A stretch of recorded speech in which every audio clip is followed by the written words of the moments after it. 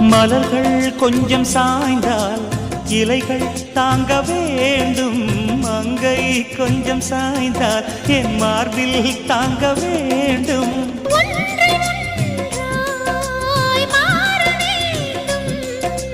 உன்னில் என்னை தேட வேண்டும்.